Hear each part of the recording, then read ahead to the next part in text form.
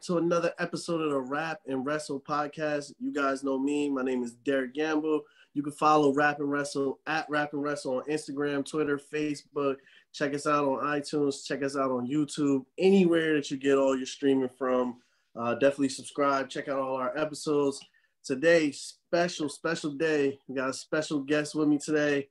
My boy, the villain, Starks. What's good, bro? How you doing, man? What's up? Good looks, bro. How are you, man?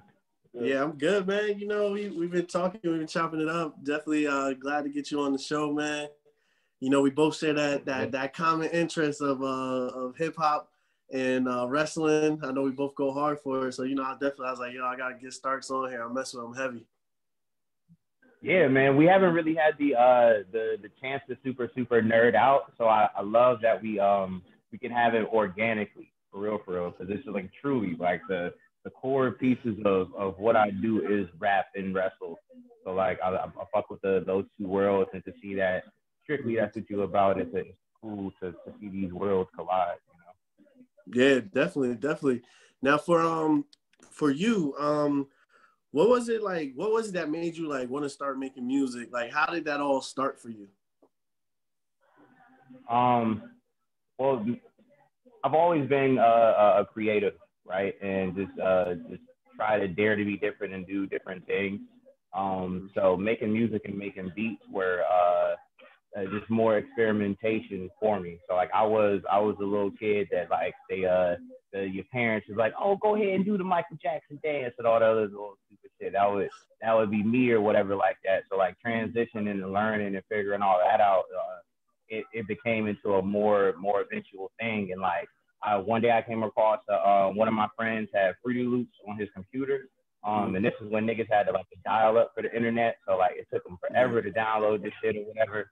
And I would stay over at his house, and like at the middle of the night I would wake up and make beats or whatever. And like that was the first time I ever really like fell super in love with that creative force. And I just kept running with it until, you know, we got here today. Yeah, man, definitely. And you're doing some dope things. You know, I like about you, it's like you're mad creative because you know, you're doing beats. When I listen to your stuff, I was like, yo, I was listening to one track, I'm like, yo, it's just the beat. So it's like you making beats and then you're actually writing tracks and making songs too. So I'm like, yo, that's pretty dope that he's producing and he's actually making songs. Did you is that kind of like what you wanted to do from the beginning, or did you see yourself more as like, hey, I just want to be a producer, or I just want to be a rapper? Oh no, I want to do it all. So that project that you're talking about, the Reporting from the Black Mile, that is the Barrington Hughes and his tag team partner for Tragic City. That's their new entrance music. So first two ones is just like how we'll say like a bigger brand. I ain't gonna give them no publications.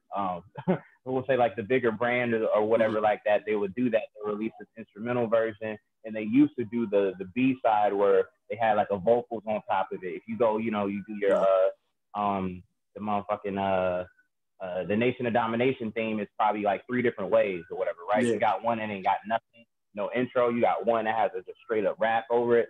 So we wanted to embody that. So the next time like he premieres and stuff and he comes out, it's gonna be to the rap versions of those songs.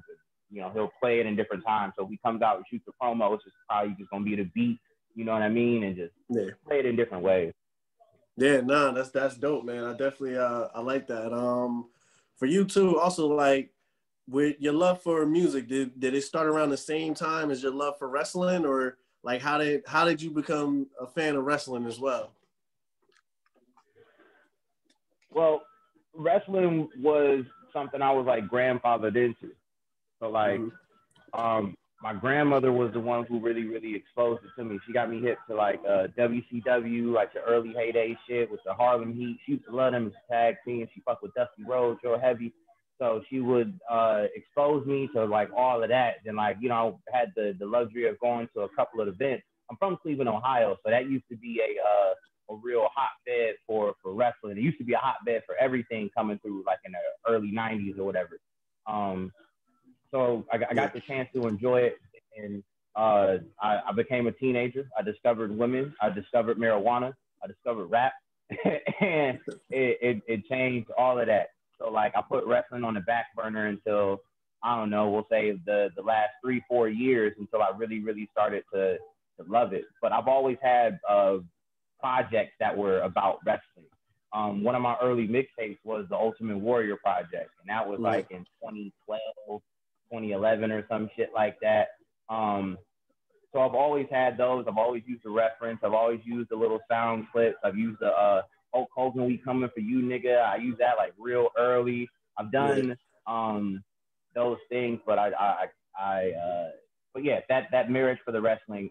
But there's a newfound super appreciation for it now. So like, looking at it with an adult's mind, I can come through and really appreciate storylines. I can really appreciate the characters that's going on. I can appreciate a good heel.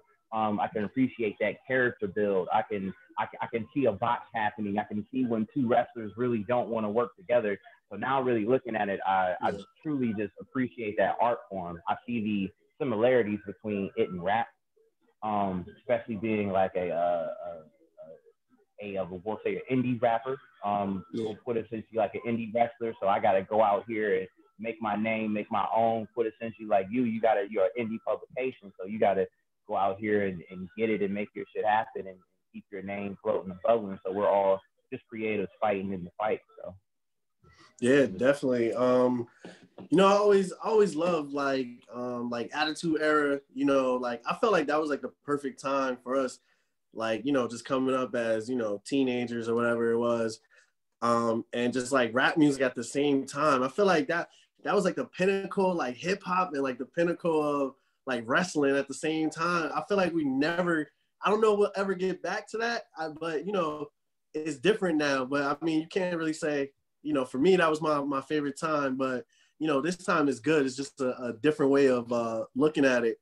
Do you have like a preference of like a specific time in hip hop or a specific time in wrestling that, you know, you prefer over, you know, any other time? Definitely Attitude Era, Golden Era.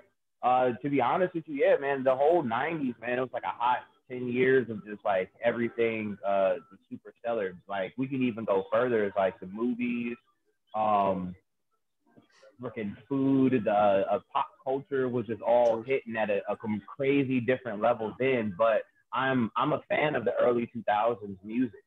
So like that Just Blaze, that Kanye West, that later Alchemist, those things for me, I love that production, the Dipset, just that sampling style and the way they did things. So like, man, I don't know.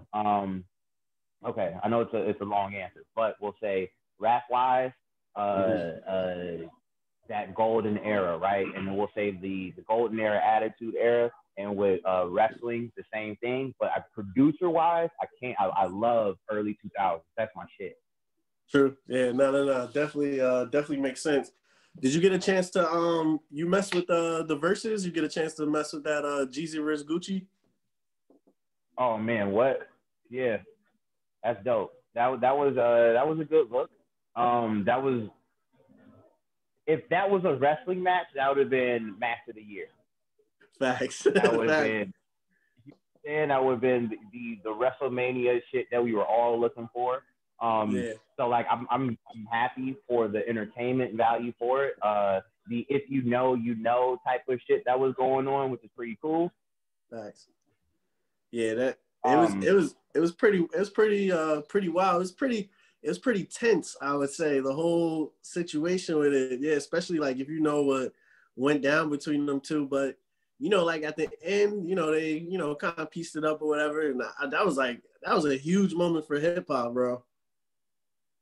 Yeah, but I'll say this, man. All right, I watch enough. We watch enough wrestling to know a fake put on. Is that really over? Nah. It doesn't feel that way to me.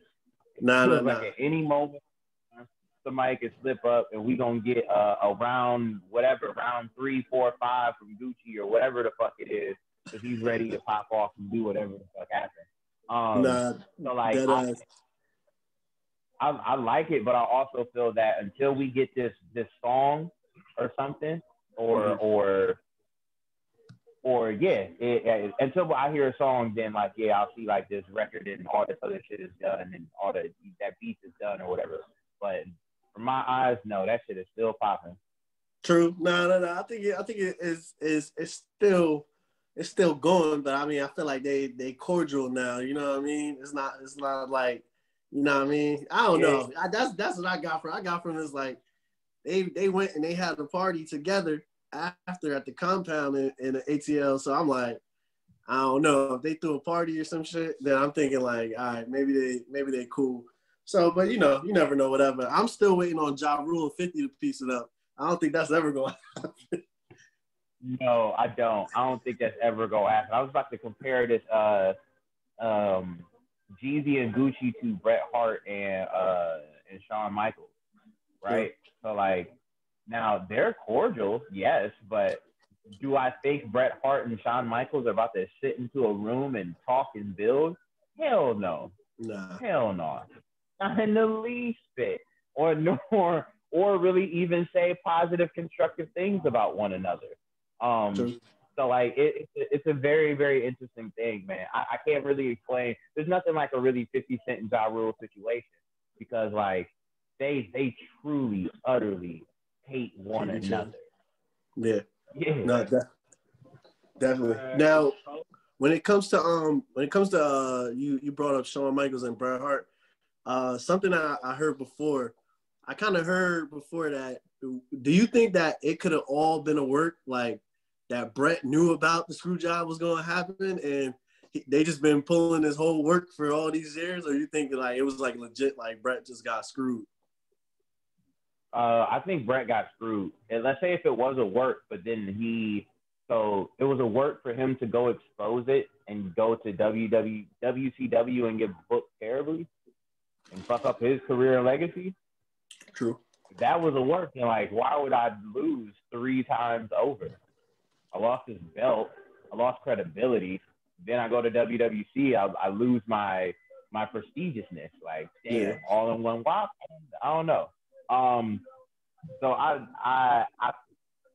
think about it like this too, and to support that same reason, Bret Hart's catalog and legacy and all that other type of shit would have been perfectly fine, right? He didn't need this Montreal screw job to make us talk about Bret Hart for 20 years to come, because he was the best there was, the best there is, and the best there ever will be, right? True.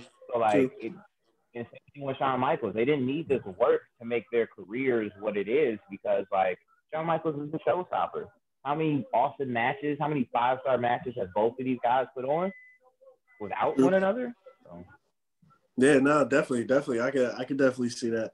Yeah, I don't think it's been a work either. It's just a theory I heard, and I thought, it's kind of interesting, kind of just to think about it. Like, damn, I don't know, possibly, but I don't think so. Something else I saw you did. I saw you had the Black Wrestling Alliance, the Wrestle Extra, those instrumentals with like the wrestling move names. How did that like come about? And like that was a partnership with Black Wrestling Alliance, right? Yes, sir. Yeah. So, like, that's official. Yeah. So what it was is that it started from Keith Lee lost his theme, right? Mm-hmm. And everybody hated it. I was like, shit, bro. I got 1,000 beats that Keith Lee could come out to that would represent him. Let me go whip this up and make this go find a edit, put the beat to the edit, and put this out and start this campaign of organically getting people to get behind it and get these publications and start the scene. So I'm shooting the edit out, and I shoot it to the Black Wrestling Alliance, right? And I'm like, yo, I'm trying to get WWE's attention or whatever. So like, if you think this is a dope fit and if it'll work, could you please share it? He shares it, and quintessentially Keith Lee doesn't pick it up. But then he's like, yo, I got this other podcast and I need music. And I'm like, well, shit, man, this thing doesn't have a home. Let's do it. Let's make this happen. And we're going to do a couple of different volumes. So yeah, I didn't get the WWE thing, but I got that, which was it really brought me into the wrestling community and wrestling circle. The Barrington Hughes thing, like doubling down right after that, it really helped solidify me into the community. But yeah, man, that was I had a bunch of beats. We went back and forth. I came with the name, and yeah, I've worked on the covers, and boom, there we are. We're here. Yeah, it's streaming on all platforms. So yeah, that's pretty dope, man. That's pretty dope. Yeah, I saw that. I was like, yo, that's pretty sick. That's a good look right there. Yeah, it just having Black Wrestling Alliance, like that's so dope. Like I always thought that was dope when I found out, I found the page and everything that he was doing. And I was just like, yo, how dope is that? Like somebody like just highlighting, Black athletes in the sport of wrestling. I was like, yo, that's sick. You know what I mean? For us and for people like us, coming up, like representation matters the most. You know what I mean? So you see people that look like you, it's like, yo, that's a big thing. So I don't know if he realizes how big, like what he doing, what it symbolizes, but like that's a really big thing he's doing, and you to partner with that's like a crazy look, man. That's really dope. Man, I thank you. I'm deeply appreciated because I agree, because it's only but so many of us on TV, right? Let alone get to the bigger factor. It's only but so much wrestling on TV per week, right? Filled with different shades of people, the colors, and all this other third. So to be able to have black wrestlers on TV, and frankly, there aren't any other publications to that larger degree. Us creating this and really showcasing us to show that, because like you were saying, man, we didn't have that fucking 5 years ago, 10 years ago, or whatever, when The Rock was coming up. There was BET wasn't covering him and saying like, yo, man, this is the biggest thing. So yeah, it is. It's a crazy ordeal. It's real humbling, man.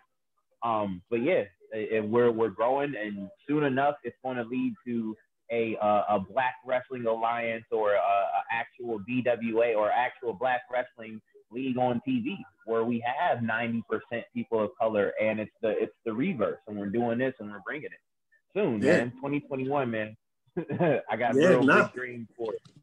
Yeah, that's dope, man. That's a good thing to be to be building on, and building towards, for sure. When it came to the instrumentals on that track, I know you said you picked the names for it. Like, how do you pick the names? Is there something like special to it, or is it just like, yo, these are just dope moves I like, and let me just match it with this? Or is it something more deeper than that? Man, how does this feel for, let's say, my mind was, this is the finisher that leads into to end this match, right? So like, what is this wrestler's theme going to be after he hits the famouser, after he hits the Spanish fly or the super kick? What is that theme going to be when that music hits and this crowd goes wild? Like, you know what I mean? So like, that's where I wanted to try something different with it. Then versus of putting a person's name and saying like, this is what I think this, but making it more so of like, we know what a super kick is, we know what a Spanish fly is, but why? That's an awesome question. Look. Yeah, definitely. All right, so for you, like, what wrestling are you watching today? Like, I know everybody always, everybody's big WWE, AEW, but like, I know you do you watch indies as well. So what are you into? What are you watching? Man, indie wise, I've been a real big champion for Impact for the last years. I've been saying consistently Impact for I know last year for sure they had the best wrestling publication across the board. Consistently, Impact has had the best booking. I would say for 2018, 2019 for sure. 2020, I'm not so sure. I gotta double down on it. Fuck, man. Catching up on a lot of Defy. I went back and started rewatching the World Tournament, the What Culture Pro Wrestling World Tournament.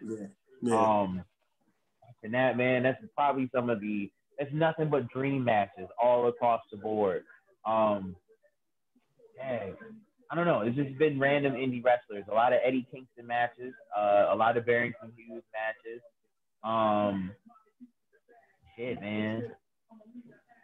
Doing some Orange Cassidy and John Silver research. I was like, what was John Silver doing before he got on there? It's more so indie matches of specific people and being like, all right, who's this? And da da da da. Yeah, I got you. See, what you said, it's so funny. What you said about Impact is like, I think still, and I've always thought Impact was like a good brand. I don't know, a lot of people don't give it a chance just because, like, you know, they went through, you know, selling the company from one person to the other person, and, you know, every time it's kind of like a restart. So for them, but I'm like, yo, they have great talent there, and they be killing it, man. And people just don't be rocking with it. I miss my dude Follow Bob. That's my dude from up over here in Jersey. Like, he cool dude. He one close dude. He a very nice dude, man. I love Follow Bob. And there's like, they got talent there, bro. And they be killing it, but people be hating. I don't know what it is, man. I'll say this, right? It be branding. And it just be like they'll do stuff at like the wrong time, right? But it'd be like just bad media timing to do certain things. I think it was like when they put the belt on Tessa Blanchard, she just caught some heat for some BS, right? And like, yeah, y'all the still racist put stuff. Instead of waiting until everything blows over, right? And you could have still booked her strong and still had her doing X, Y, whatever. And frankly, like more branding issues. They do a lot of stuff that makes them look corny. It's not cheeky to people who don't know. But if you know that they're supposed to be cheeky and it's supposed to look corny and quirky or whatever, then it's going to be like offensive or whatever and shit. But like their branding looks too much like Raw. Like it's all black and red right now, right? Then beforehand it was all blue and silver, so it looked like SmackDown. So like they just look like a generic version of everything when they could just do something just a little bit more different, which they are. They're completely different, right? But they just their branding just doesn't fit to what they need to do. Great. They got everybody comes to Impact, right? You've had your Austin Aries, you've had your Eli Drakes, you've had your AJ Styles. Everybody comes through Impact to build themselves up. Your Xavier Woods, your R-Truth, the list can go the fuck on, right? Then why don't you sell it as this thing that you are making these stars? I don't know. Yeah, no, definitely. I think they definitely should do the same. They're dope, man. That's one of the shows I watch. I watch that with my son, man. Also, Major League Wrestling. I don't know if you check out that, but Major League Wrestling that shit is fire. Major League Wrestling is dope, man. They just did the restart last week. They put it on YouTube every Wednesday at 7, and that it's like the roster they got is crazy, and it's just like the matches are like good, the stories are like good, and it's like everybody that puts everybody that works on that product like really gives their all on. It's crazy. They got Leo Rush there, Brian Pillman Jr., Jordan Oliver, another young good dude, Myron Wood. It's just the list goes on. They got a whole bunch of crazy dudes there. You just got ACH. ACH, yeah. They just the Opera Cup. They're gonna have the Opera Cup. They got Davey Boy Smith Jr. there. They got dudes there, man. That team is legit there. Yeah, they got a squad. It's funny because like I have been watching a lot of MLW because I fuck with Manser. Mance Warner, man. Oh man, dude, Manser is a trip. I fuck with him, man.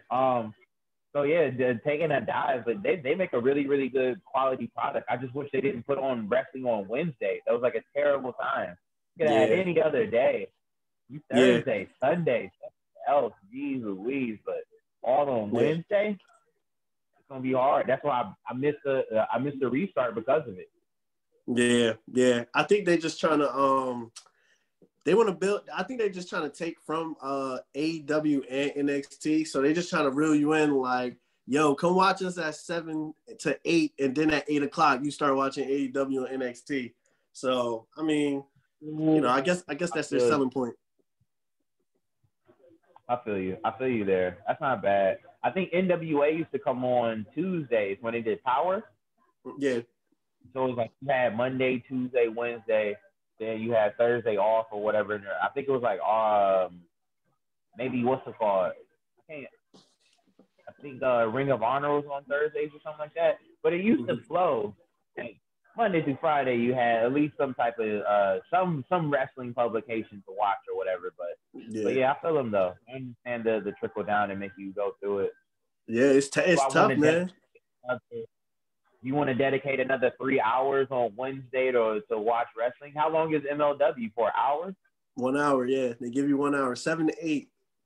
So they give you like, I'm guessing, if I gotta guess, I'm pretty sure they're like recording, but they're breaking what they're recording up into hour episodes. So like they got like one show, really they're breaking up into 3 hours, and they're giving you one each week or something like that. So cause like last week was just it was only like 3 matches, I want to say. Yeah, it was like 3 matches, and one of them was a squash match. So it was really like 2 matches. Yeah, you can only do that so much. Yeah. Yeah, you gotta tell story and build stuff up, which I'm not mad at an hour wrestling show. I wish there was more. There was more things that you just did in an hour thing, so like you could build it up, and you don't need that many wrestlers to really get it on. Because like how you said, man, it's such a small window of time, for real. Yeah, nah, but hey, man, I ain't mad at it. You know, I think there's a lot of wrestling out there, so I think it's hard for any of them dudes to work around WWE and AEW anyway, and Impact. I consider that, you know, like the big 3 American wise. So I'm pretty sure it's tough for them guys to get any airtime or try to do anything. I think that's why they're messing with YouTube, and they're like, let's see if we can attack that internet audience instead of, you know, the people that are watching on TV and stuff like that. I think that was probably the smartest move that they could do, man. I wish Impact would have went straight up to YouTube, and I think they would have did 1,000 times better than being on those obscure markets. They went to like Twitch for like 6 months. They were trying to stream and do stuff, and it was just really, really early, and they didn't know how to just transition and make that work. But being able to share the content and material, it's easier to expose different people to really, really good wrestling, and just expose them to good stuff. AEW Dark is such a game changer because you can be like, oh shit, here goes this fire match real quick for somebody. Oh, you don't know what's going on, and I could show you something that's palatable and different, and it's easy because everybody's got YouTube. Yeah, no, definitely. I definitely. I think it's like that's another way you can compare. When you talk about hip hop music and wrestling, like it's digital now, man. It's like you don't need to be on like those big labels or, you know, on streaming on cable or on the radio for like to be like big, man. You don't really need that. Use the internet to your advantage. That's where it's really at. And that's where dudes like 6ix9ine that got famous doing stupid stuff on the internet. It's like the internet is what like will help you succeed. And that's what you got to use. And I think it's smart for them dudes to like, you know, take those other routes for sure. Absolutely. The internet made the world like 3 times bigger. So you can have a crazy audience all over the place and just build up, and your tribe of people can just sit there and enjoy your content, which is dope, man. It's a gift. I would never call it a curse because it's giving more people like you and I the chance to get our foot in the door and create our own shit. No longer does somebody gotta tell us who the fuck to enjoy whenever to enjoy it. True. Yeah, no, that's big facts. So for you, like what is the process like when you're making a song or you're making a beat? Like, is there a specific thing? Do you need to get like in a mode, or is it just like you just sit down and you just like decide to write? Like how does the environment and everything have to be? So it goes through phases. So like initially I just start off with like the beat, right? I'll go make a beat.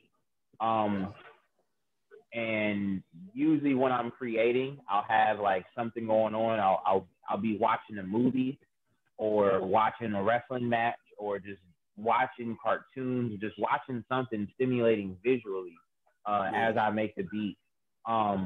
And really try to stay within that way or lane. So like, let's say if I'm making, when I was making the Barrington Hughes project, I was watching a ton of Barrington Hughes matches, and he sent me a bunch of wrestlers I ain't never heard of, right? And I would go through and I would watch those matches and everything, and I'd get into the mind state of what they were going for, and I'd watch like black exploitation films.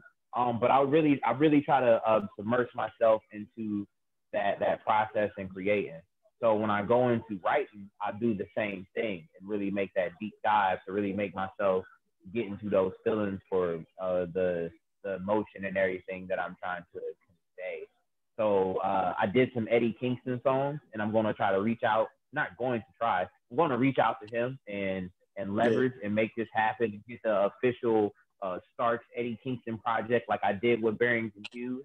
So I watched a ton of Eddie Kingston matches. I watched a ton of Eddie Kingston promos and really got into my grimy up top New York bag and rapping over dusty break beats and really getting into this mode and really feeling like the chip on my shoulder, which is easy because it's a natural feeling that I have. So being able to correlate and do that, but I really make sure that I line up the audio and visual to stimulate my mind in a different way when I go to create. Yeah, that's dope, man. That would be another crazy look, man. If you get that with Eddie Kingston, man, I hope that comes to fruition for you, man. Definitely, I hope that works out. And no, man. Now I ask you this. Yeah, I know. Go ahead. My bad. I cut you off. Oh no, you're all good. I was just saying like, yeah, it's going to work out, man. I can think positively about it, move with love and kindness in my heart, man, and like, yeah, that shit it's gonna come through. And he gonna see this interview, he gonna share it because when shit happens and people sees it, and when you and me at him, he gonna be like, oh, all right, then man, he really about it. Like it's just really talking. That's what happened with Barrington Hughes. I put out a thing to the universe and said like, yo, man, I'm gonna do this, and boom, there it is, and it's happened. So yeah, no, definitely.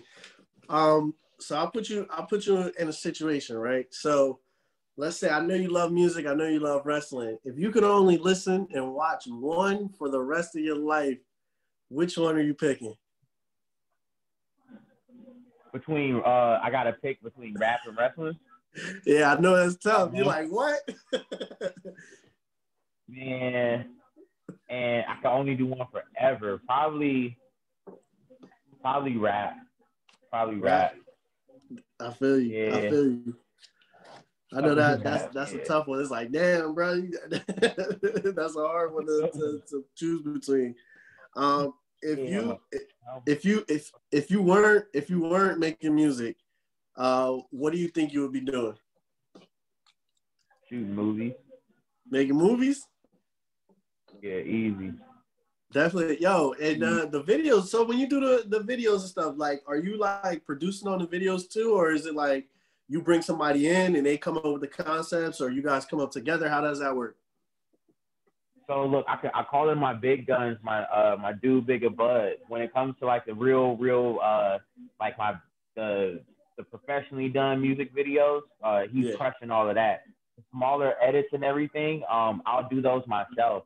But the days of that happening is transitioning to where there isn't such a thing called a small edit to where I have to do myself and somebody is always doing something really, really creative and crazy. So it's progressing, it's growing. But yeah, Bigger Bud be lacing the videos, man. DFP16 for sure.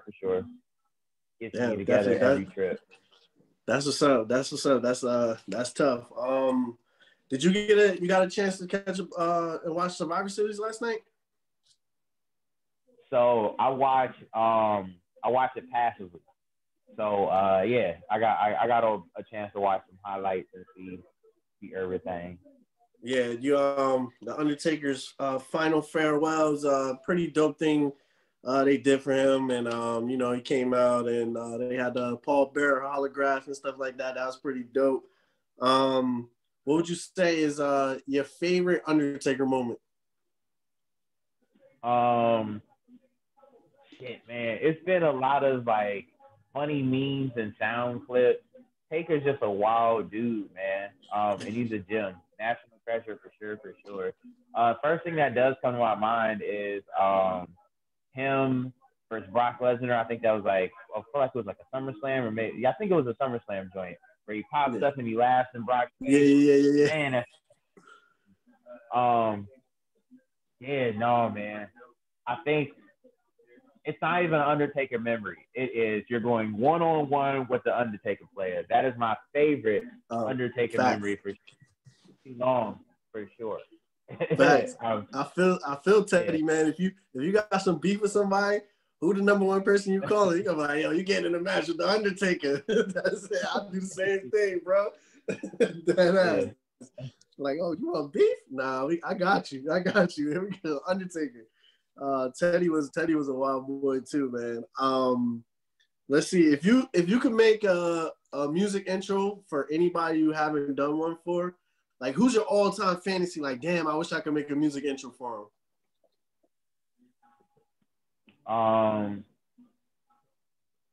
Damn, man. It's a bunch of names. All-time, dead or alive? All-time, dead or alive, whoever. Who? Okay. Macho Man and heel turn Ultimate Warrior. Oh, that'd be dope. Can you imagine that? Yeah, right. Why not? Why was that not a thing? Yo, that'd be pretty wild.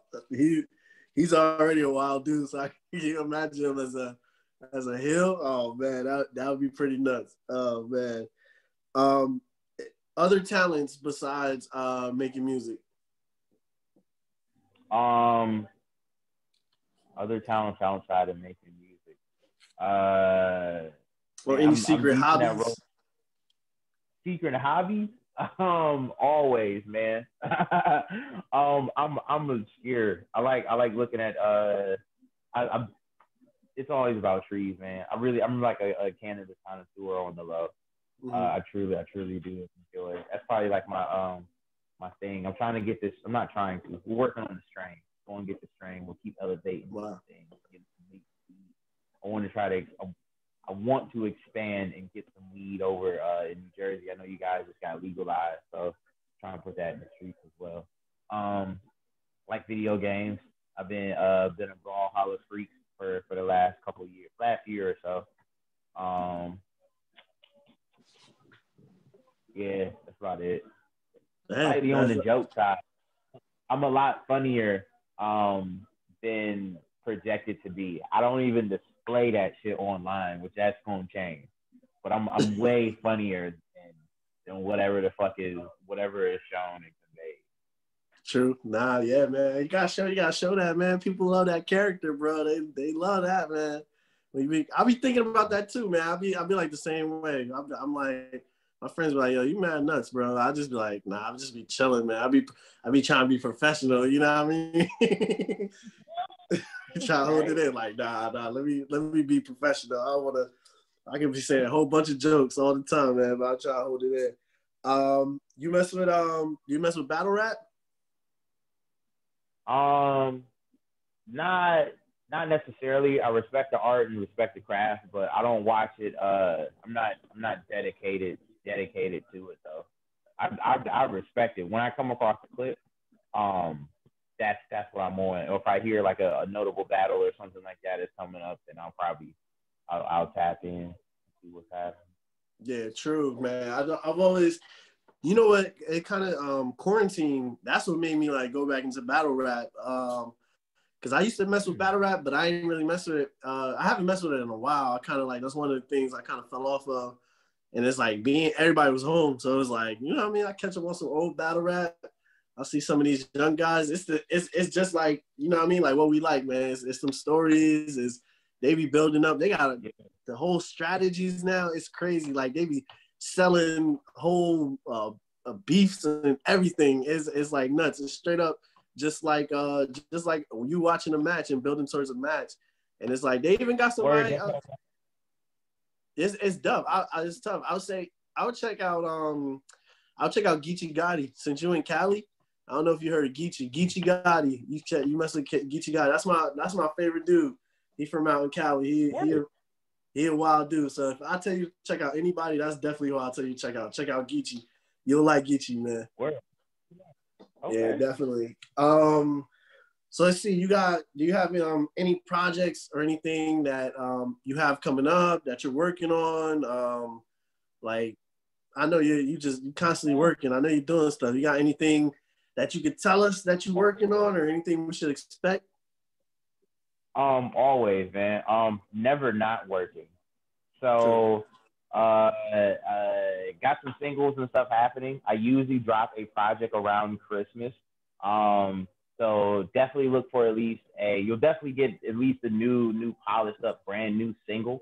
I got a song for Rebel Nation Gaming. That's going to be dropping pretty soon. Gonna be shooting. I got a song that's doing really well.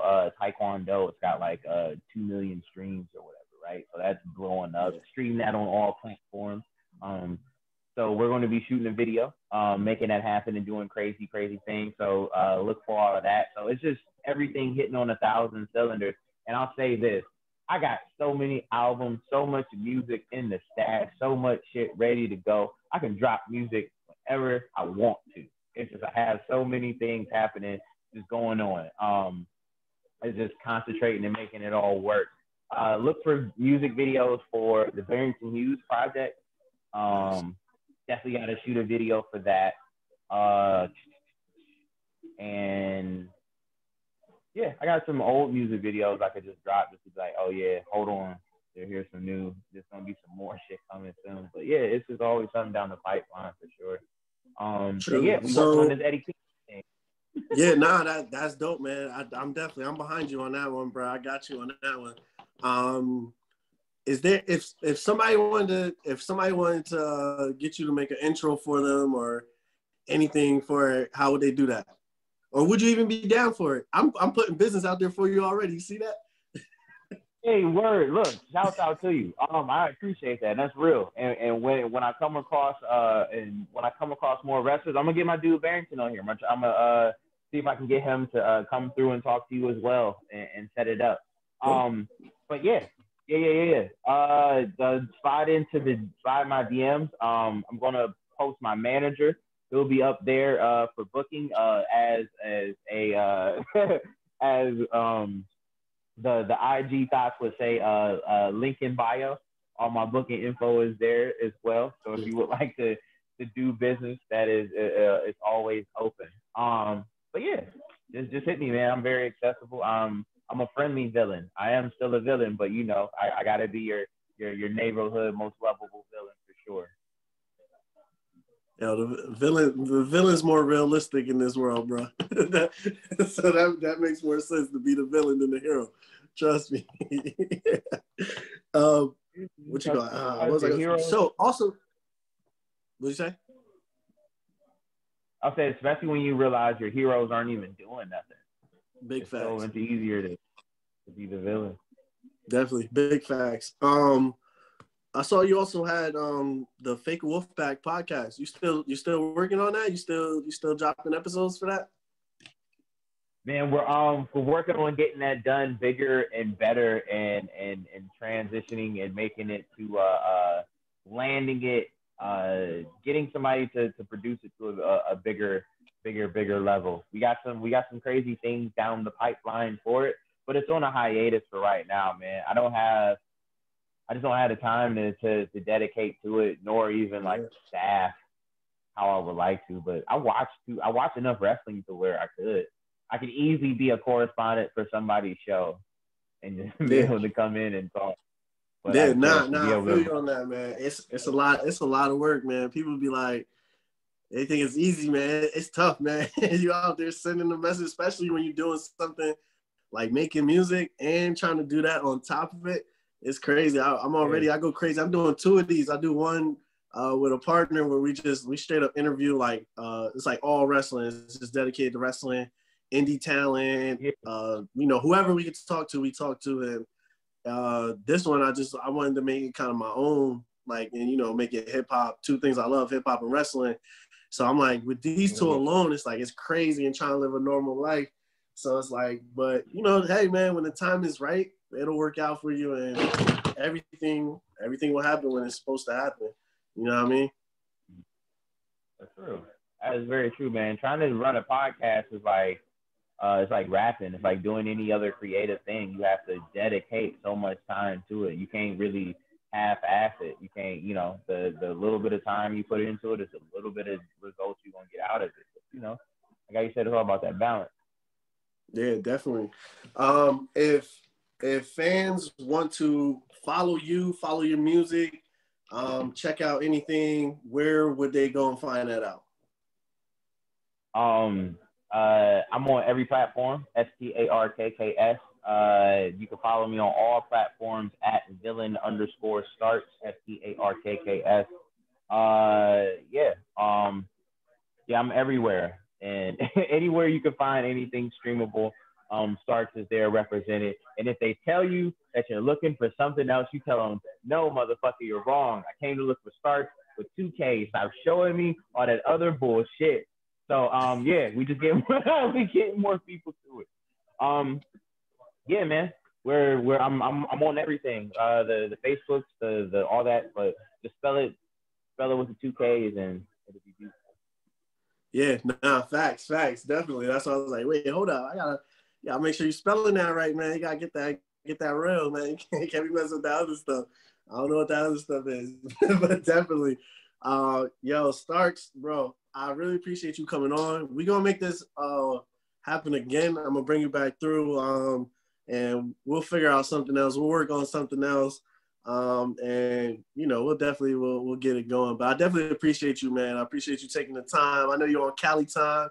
I'm on East Coast time, and we made it work. We had to get it together. Yeah, hey man, look, I appreciate you, and frankly, this is one interview that I was super excited to do because to be the first one to step in and actually talk about the two worlds that I love. I appreciate you, brother. Thank you for sharing this experience and allowing me to come onto your platform. Keep doing these things, man. There aren't people. There are people who are like us who dare to be different, but there is only but a few people like us that really, really take that jump and that leap to expose and really cater to what you love. So yeah, man, this is a beautiful thing. Appreciate you. Yeah, definitely, man. Definitely. I really appreciate those words from you, bro. And that, like I said, man, we gonna make it work, and we gonna get something else going. Definitely, you guys make sure you check out Starks. That's with 2Ks, STARKKS. Check out the music, iTunes, all streaming platforms. Follow him on Instagram at villain_Starks with the 2Ks as well. A lot of dope music, a lot of dope visuals. Wrestling fan just like all of us, hip hop fan just like all of us. Is like perfect mix. So definitely make sure you check them out. Make sure you give them a follow. Definitely make sure you subscribe. Make sure you check out @RapnWrestle, @RapnWrestle on Instagram, Facebook, Twitter. Check us out on YouTube, iTunes, all streaming platforms as well. And then for this episode, it's Derek, it's the villain Starks, and we are out.